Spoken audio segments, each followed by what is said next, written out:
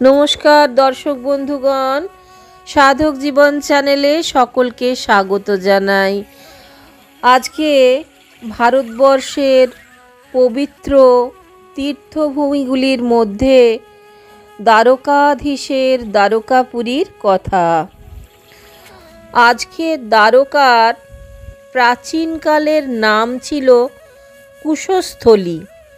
একবার ব্রহ্মা স্থির করলেন সমগ্র বিশ্ব মাপবেন, কিন্তু কিছুতেই ভেবে পাচ্ছিলেন না কোথা থেকে শুরু করবেন এই মাপার কাজটি। তখন স্থান নিরূপণের জন্য একটি কুশ নিক্ষেপ করলেন তিনি। সেটি এসে পড়ল আজকের দ্বারকা ক্ষেত্রে। বিশ্ব মাপার কাজ শুরু করলেন এখান থেকে। সেই থেকেই এর নাম হলো কুশস্থলী। একথা মহাভারতীয় যুগের অনেক আগের কথা। এক সময় দ্বারকা ছিল প্রাচীন ভারতের চন্দ্রবংশের রাজা যযাতির রাজ্যের অন্তর্গত। তাঁর জ্যেষ্ঠ পুত্র যদুকে দান করেছিলেন পশ্চিম ভারতের সমুদ্র উপকূলের অঞ্চল। এই অংশটি তখন ছিল গিরনার পর্যন্ত সমগ্র সৌরাষ্ট্রের অনুর্বর অংশ। যদুবংশের অনর্ত এবং রাজা রিভাত একদা সিংহাসনে আরোহণ করলে তখন দ্বারকার নাম হয় অনর্ত নগরী বা রিভাত নগর। রাজা সজ্জাতির কথা। উত্তান, বর্হি, আবর্ত ও ভূরিসেন তিনটি ছেলে রাজার।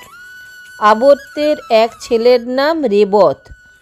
তার নাম থেকেই সমগ্র সৌরাষ্ট্র ও গিরনার পার্বত্য অঞ্চলের নাম হয় রৈবতক। বৈবস্বত মুনির প্রপৌত্র রাজা রেবত কুশস্থলী নগরীর পত্তন করেন। অনেকের মতে বৈবস্বত মনুর পুত্র সূর্যবংশীয় প্রথম রাজা ছিলেন ইক্ষ্বাকু। তার ভাগ্নে অনর্তই নাকি প্রতিষ্ঠা করেন কুশস্থলী। এই নগরী ছিল অনর্ত রাজ্যের রাজধানী। একথা উল্লিখিত হয়েছে শ্রীমদ্ ভাগবত এবং বিষ্ণু পুরাণে। পরে দ্বাপর যুগে এই কুশস্থলী হয়েছিল শ্রীকৃষ্ণের যদু বংশের রাজধানী দ্বারাবতী বা দ্বারকাপুরী। শ্রীকৃষ্ণের মুখেও শোনা গিয়েছিল কুশস্থলীর কথা। তিনি ধর্মরাজ যুধিষ্ঠিরকে বলেছিলেন, ক্রমে আমরা সকলেই ইতি কর্তব্য স্থির করিয়া জরাসন্ধের ভয়ে পুত্র জ্ঞাতি ও বান্ধবগণের সহিত মিলিত হইয়া পশ্চিম দিক ধরিয়া পলায়ন করিলাম। মহারাজ, ক্রমে আমরা রৈবত পর্বত শোভিত মনোহর কুশস্থলী নামক নগরীতে যাইয়া সেইখানেই বাস করিতে লাগিলাম। মহাভারতের বনপর্ব। দ্বারকাধীশ কৃষ্ণ মন্দিরকে ঘিরে গড়ে উঠেছে ছোট্ট শহর, বাজার আর 5টা তীর্থের মতো। গোমতী থেকে 45 মিটার উঁচুতে স্থাপিত কৃষ্ণ মন্দির। গ্রানাইট আর বেলে পাথরে তৈরি মন্দিরটি 7 তলা। এটিকে নিচ থেকে ধরে রেখেছে মূল 8টি স্তম্ভ। গোটা মন্দিরটি 70টি স্তম্ভের ওপর দাঁড়িয়ে আছে নাট মন্দির সহ। মন্দির চূড়ায় 125 ফুট ওপরে আছে সোনার কলস। মন্দিরের ধ্বজাবাহী স্তম্ভটি 25 ফুট উঁচু, আর ওপরেও আছে আরও একটি কারুকার্য খচিত ফুট স্তম্ভ। তাতে যে পতাকাটি 24 ঘন্টা উড়ছে সেটি 84 ফুট কাপড়ের। দ্বারকানাথ মন্দিরে ঢুকে বাঁ দিকে প্রথমে পড়ে প্রদ্যুম্ন মন্দির। প্রদ্যুম্নের কালো পাথরের মূর্তি রয়েছে মন্দিরে। তার পাশের মন্দিরটি সত্যনারায়ণের। এর ডান দিকের মন্দিরে প্রতিষ্ঠিত শ্বেতপাথরের দেবী অম্বিকা। এই মন্দিরে ঢুকে ডান দিকে গর্ভমন্দিরে কুশেশ্বর মহাদেব। বেশ কিছু সিঁড়ির নিচে, তবে নামতে দেওয়া হয় না ভেতরে। এই কুশেশ্বর মহাদেব প্রসঙ্গে একটি কাহিনী আছে। একদা দুর্বাসা মুনি স্নান করছিলেন গোমতীতে। স্নানের সময় কুশ নামে এক দৈত্য বারংবার বাধা দিচ্ছিলেন মুনিবরকে। তীর্থগুরুর প্রতি এই আচরণে ক্রুদ্ধ হলেন স্বয়ং কৃষ্ণ। লিপ্ত হলেন যুদ্ধে। শ্রীকৃষ্ণের চক্রাঘাতে যতবার কুশের হাত কেটে দেন, ততবারই নতুন হাত গজিয়ে ওঠে মহাদেবের বরে। তখন উপায়হীন শ্রীকৃষ্ণ মাটিতে পুঁতে ফেললেন কুশকে। তার ওপরে প্রতিষ্ঠা করলেন শিবলিঙ্গ। এরপর আর মাথা তোলেনি কুশ। তাই শিবের নাম হয়েছে কুশেশ্বর মহাদেব। মন্দির থেকে এবার একেবারে দ্বারকারাজ শ্রীকৃষ্ণ মন্দিরের সামনে। মন্দিরকে প্রদক্ষিণ করার জন্য প্রশস্ত রাস্তা আছে একটি, যেমন থাকে অধিকাংশ দেবদেবীর মন্দিরে। রূপোয় বাঁধানো আসনে শ্রীকৃষ্ণ রয়েছেন দাঁড়িয়ে। কালো কোষ্ঠী পাথরের বিগ্রহ, উচ্চতা 1 মিটার। দ্বারকায় শ্রীকৃষ্ণ প্রজাপালক রাজা, তাই এখানকার বেশটাই রাজার। বৃন্দাবনেও শ্রীকৃষ্ণ রাজা, বেশটা সেখানে রাজার রাখাল রাজা।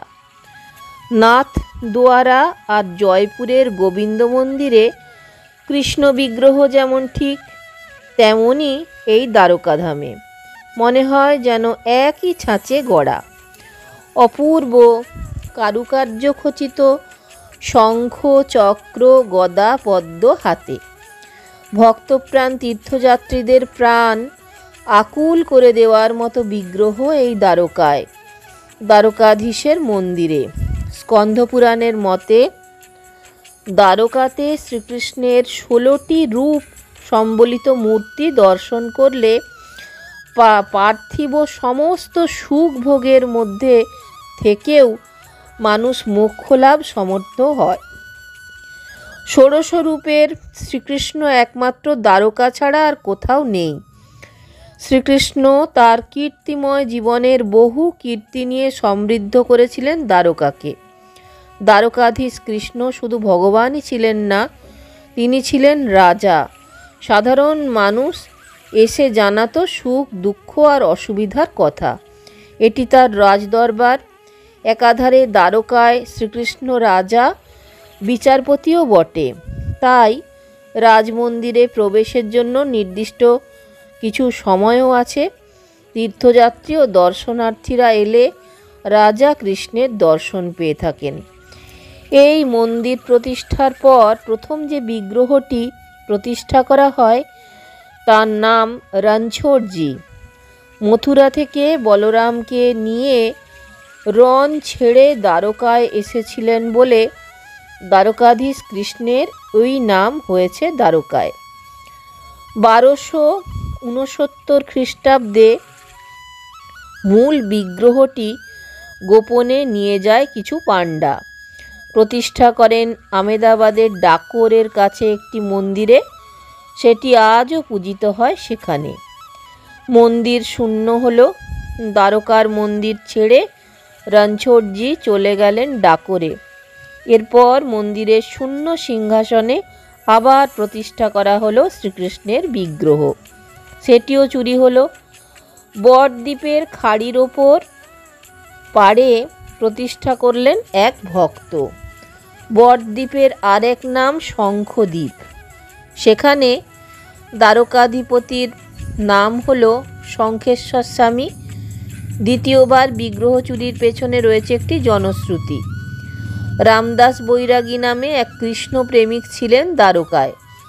মতান্তরে বোধান্য নামে এক ভক্ত সারাদিন ধরে শ্রীকৃষ্ণের নাম গান করেই কাটাতেন দ্বারকাধীশ মন্দিরে। এইভাবেই কাটতে লাগলো তার বছরের পর বছর। ধীরে ধীরে বয়স বাড়ল। বৃদ্ধ হলেন রামদাস। প্রায় 80তে পা দিলেন তিনি। চলাফেরার ক্ষমতা হারালেন। এক সময় অসুস্থ হয়ে পড়লেন বৈরাগী। মন্দিরে গিয়ে নাম গান করা আর তার হয়ে উঠল না। রণছোড়জির বিগ্রহ অদর্শনে আকুল হয়ে উঠলেন রামদাস। একদিন রাতে রণছোড়জির আদেশ পেলেন দ্বারকা মন্দির থেকে বিগ্রহ এনে যেন বাড়িতে প্রতিষ্ঠা করেন। আদেশ পেয়ে দেরি করলেন না কৃষ্ণপ্রেমিক রামদাস। একদিন রাতে বিগ্রহ চুরি করে আনলেন, তিনি ধরাও পড়লেন। তখন ঝামেলার ভয়ে সকলের অলক্ষ্যে কৃষ্ণেরই আদেশে রামদাস বিগ্রহটি ফেলে দিলেন একটি পুকুরে। স্থানীয় পাণ্ডারা এই ঘটনায় এমন মারলেন রামদাসকে যে সারা দেহ তার রক্তাক্ত হয়ে গেল। তারপর বিগ্রহ পুকুর থেকে তুলে পাণ্ডারা হতবাক, দেখলেন রণছোড়জির পাথরের বিগ্রহ থেকে রক্ত ঝরছে। নির্মিত হলো রামদাসের বাড়িতে একটি মন্দির, স্থাপিত হলো দ্বারকাধীশ কৃষ্ণ রামদাসের মন্দিরে। এই ঘটনার পর দ্বারকার শূন্য মন্দিরে আবার প্রতিষ্ঠিত হলো বিগ্রহ। আজকের এই বিগ্রহ বিজয় মূর্তি নামেই দ্বারকায় প্রসিদ্ধ। বিগত প্রায় 200 বছরের মধ্যে এত কাণ্ড ঘটল দ্বারকা মন্দিরের বিগ্রহ নিয়ে। মন্দির অঙ্গনেই নাগ অবতার বলদেবজি মন্দির, একেবারেই ছোট্ট মন্দির চূড়া আছে, ভেতরে চ্যাপ্টা পাতানো শিবলিঙ্গের মতো, তাতে ছোট্ট ছোট্ট গর্তও রয়েছে কয়েকটি। দ্বারকা মন্দিরের নিয়মানুসারে আগে বলদেবজির ভোগ আরতি না হওয়া পর্যন্ত পুজো হবে না দ্বারকাধীশের। দ্বারকা মন্দিরে দাঁড়িয়ে মনে পড়ে যায় কৃষ্ণগত প্রাণ মীরার কথা। বৃন্দাবনে কিছুকাল বাস করার পর তিনি এলেন দ্বারকায়। জীবনের শেষ কটি বছর কাটাবেন এখানে, এই তার সংকল্প। সাধু সেবা আর রণছোড়জির চরণ দর্শন করেই কাটতে লাগলো তার দিনগুলি। এদিকে মেবারের সিংহাসনে তখন উদয় সিং। মীরার চিতত্যাগের পর থেকেই একের পর এক রাজনৈতিক ঝড় বইতে থাকে রাজ্যের ওপর দিয়ে। এতে বড় ভীত হলেন উদয় সিং। ভাবলেন তপস্বিনী মীরার ওপর ভূতপূর্ব রানা বিক্রমজিতের অত্যাচার ও অবিচারেই মীরা হয়েছেন গৃহত্যাগী, যার জন্যেই মেবারের ভাগ্যে নেমে এসেছে এত দুর্দশা। রানা উদয় সিং তখন কয়েকজন ব্রাহ্মণকে পাঠালেন দ্বারকায় মীরাকে ফিরিয়ে আনার জন্যে। তারা এলেন, মীরার দেখাও পেলেন কৃষ্ণ মন্দিরে। জানালেন তাকে ফিরিয়ে নিয়ে যাওয়ার কথা। আরও জানালেন ফিরে না গেলে আমরণ অনশন করবেন তারা কৃষ্ণ মন্দির প্রাঙ্গণে। এক জটিল সমস্যায় পড়লেন কৃষ্ণপ্রিয়া মীরা। চিরতরে সংসার ছেড়ে এসেছেন, এখন কিভাবে ফিরে যাবেন তিনি? এদিকে ব্রাহ্মণেরা যদি অনশনে দেহত্যাগ করেন তা হবে এক মহা পাপ আর পরিতাপের বিষয়। পরিশেষে স্থির সংকল্প করলেন মীরা, এ দেহ তিনি বিসর্জন দেবেন তার প্রাণ প্রিয়তম রণছোড়জির চরণতলে। একদিন মীরা গেলেন মন্দির মধ্যে, বিগ্রহের সামনে বসলেন এমন এক গভীর ধ্যানে যে ধ্যান আর ভাঙেনি কখনো। তার মরদেহ আর পাওয়া যায়নি। ভারতের অগণিত ভক্ত নারী পুরুষ আজও গম্ভীরভাবে বিশ্বাস করেন কোনো এক অলৌকিক শক্তি বলে তাপসী মীরার দেহ লীন হয়ে গিয়েছে রণছোড়জির শিব বিগ্রহে, যেমন হয়েছিল জগন্নাথ বিগ্রহে শ্রী চৈতন্য মহাপ্রভুর দেহ। বলরামের মূর্তিটিও বেশ বড়, কৃষ্ণের মতোই কালো পাথরের অপূর্ব সুন্দর সাজে সাজানো বিগ্রহ, সারা দেহের উপর কাজের ছড়াছড়ি। এবার উপস্থিত হলাম কৃষ্ণ মন্দিরের ঠিক পেছনে দুর্বাসা মন্দির। এই মন্দিরের মূর্তিটি দুর্বাসার, গালে দাড়ি, বাঁ পাশে কমণ্ডল, শ্বেত পাথরের মূর্তির ডান হাতে অভয় মুদ্রা যুক্ত। এবার দুর্বাসা মন্দিরের পেছনে বেশ বড় একটি মন্দির। মাত্র 17 বছর বয়সে আচার্য শঙ্কর এসেছিলেন সেখানে। ভারতের 4 প্রান্তে প্রতিষ্ঠা করেছিলেন 4টি মঠ। উত্তরে বদ্রীনারায়ণ, পথে যোশী মঠ, দক্ষিণে রামেশ্বর শৃঙ্গেরি মঠ, পূর্বে পুরীতে গোবর্ধন মঠ আর পশ্চিমে দ্বারকায় সারদা মঠ। অনেকটা জায়গা জুড়ে মন্দিরটি আচার্য শঙ্কর প্রতিষ্ঠিত সারদা মঠ, শ্বেত পাথরের ঝকঝকে মন্দির। এই দ্বারকাধামে এসেছেন, আজও আসেন অসংখ্য সাধু সন্ন্যাসী এবং উচ্চকোটির সাধক সিদ্ধপুরুষ। তাদের চরণধূলিতে ধন্য দ্বারকার প্রতিটি ধূলিকণা, যেমন এসেছিলেন স্বামী নিগমানন্দ সরস্বতী। 1286 সালে ঝুলন পূর্ণিমায় তার জন্ম। সন্ন্যাস জীবনে উত্তরাখণ্ড ভ্রমণের পর নিগমানন্দর গুরু মহারাজ সচ্চিদানন্দ ফিরে গেলেন পুষ্কর আশ্রমে। এবার গুরুজির আদেশে পরিব্রাজক নিগমানন্দ যাত্রা করলেন বিভিন্ন তীর্থ দর্শনের জন্য। এক সময় রামেশ্বর, শ্রীক্ষেত্র এবং অন্যান্য বহু তীর্থ ভ্রমণ করতে করতে আসেন এই দ্বারকাধামে। এই পরিভ্রমণ সময়ে তিনি লাভ করেন বহু অভিজ্ঞতা। উত্তরকালে তিনি নানা বিচিত্র ঘটনার কথাও উল্লেখ করতেন তার ভক্ত শিষ্যদের কাছে। ভারত বিস্তৃত সাধক পাওহারি বাবা ভূমিষ্ঠ হন 1840 খ্রিস্টাব্দে। সংসার জীবন ত্যাগের পর ঘুরতে ঘুরতে একসময় তিনি এসেছিলেন এই মোক্ষভূমি দ্বারকায়। গিয়েছিলেন গিরনার পাহাড়ের তীর্থগুলি দর্শন করতে। সেই সময় মন বড় ব্যাকুল হয়েছিল পাওহারি বাবার। অসংখ্য তীর্থ বিগ্রহ আর সাধু দর্শন করলেন, তবুও তার ভাগ্যের প্রকৃত পথপ্রদর্শক জুটল না। সদ্গুরুর আশ্রয় লাভ আর নতুন পথের দিশারির জন্য অধীর হয়ে উঠেছিলেন তিনি। পরে আধ্যাত্ম জীবনের উত্তঙ্গ শিখরে উঠতে সক্ষম হয়েছিলেন এই মুক্ত পুরুষ। দ্বারকার সাগর একেবারেই শান্ত, যেমন শান্ত সৌম্য দ্বারকাধীশ। ঝোড়ো হাওয়া নেই, ছোট ছোট ঢেউ সারাদিন রাতই বালিতে টেনে নিয়ে চলেছে সাদা দুধের মতো সুন্দর ফেনার রেখা। পৌরাণিক যুগে এই দ্বারকাতে কিছুকাল বাস করেছিলেন মরীচি, অত্রি, অঙ্গিরা, পুলহ, ত্রতু, দুর্বাসা প্রমুখ ঋষিরা।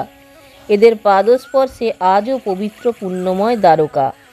তাই হয়তো দ্বারকার বুকে বয়ে যাওয়া তাদের স্পর্শে পবিত্র গোমতীতে স্নান করলে গঙ্গা স্নানের ফল হয়।